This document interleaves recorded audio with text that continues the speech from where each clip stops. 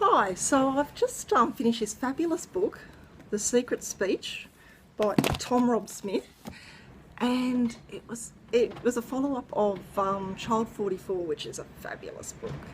Now, the interesting thing about this book to me is over the years of when I've read fiction novels, which I love, I have noticed that I am drawn towards books that are after the Russian Revolution and in the Cold War time, and communism and Stalin.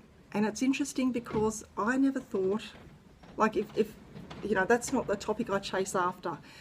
I'm just simply interested in a story, and the story happens to be about this, and I love it. And one of those books that was by a guy called Robert Dinsdale, if you're interested, called Gingerbread, and his story is written like, you know, like it's about a grandfather who looks after his orphaned grandson, and they go out to the cabin where the mother, who's just recently died, wants her ashes to be buried.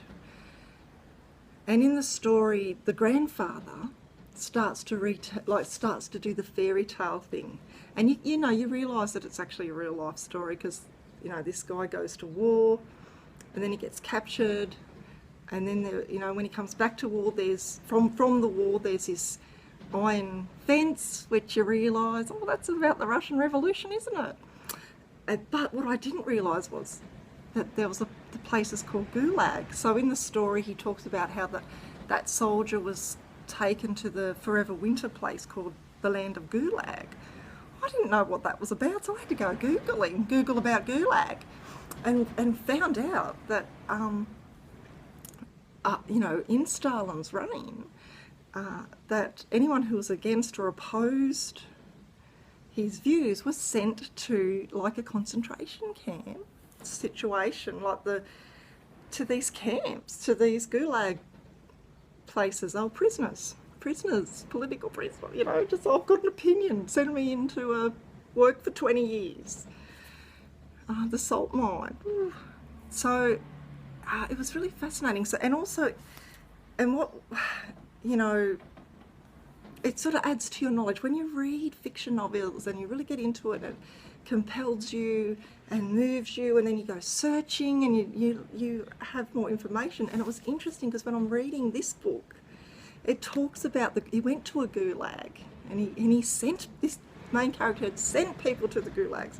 So as I'm reading this, I'm referring to the gingerbread story, and it kind of fills in. It's, the special thing about fiction novels, it's an interesting way to learn about history. And other books that have taught me that too is simply just reading Animal Farm. I had no idea it was about the Russian Revolution. I just wanted to read George Orwell because he'd written 1984, which, mind you, is brilliant, magnificent. And all those books, like, if you want to learn about that sort of topic, it's a great book to read. And I don't know, I find it really thrilling. And I find that these books all together, dotted through my career of reading, like if you could have a career of reading, really just adds to my knowledge and informs me. And I know they're fiction, but look, let's face it, fiction novels, fiction writers, they're writing about truth, okay? They are, they're sourcing, Dracula, for instance, Bram Stoker, honestly, sourced a lot of his information plucked it out of true life. He was inspired by this story of a ship that got capsized on a deserted beach, and that sort of was the start of him writing Dracula. So a lot of stories, fiction novels, do come from history. And like I said, and when I read these novels, I go searching more. I go teach myself about the Russian Revolution, Gosh, it's fascinating. So that's my little blurb and my little interest. So look, let me know how you think. I think we just can't underestimate the power of reading fiction. It's not a waste of time. And I think if we want to learn about history and learn about life, fiction is just as powerful.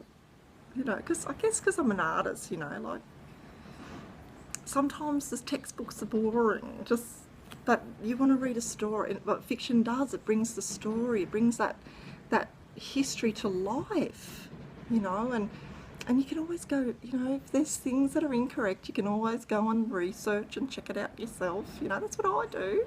And then it just, you know, when you read the history stuff, you just go, oh yeah, I remember reading that in this fiction novel that really captivated me. So, you know, well, happy reading. And now I'm going to read the next one.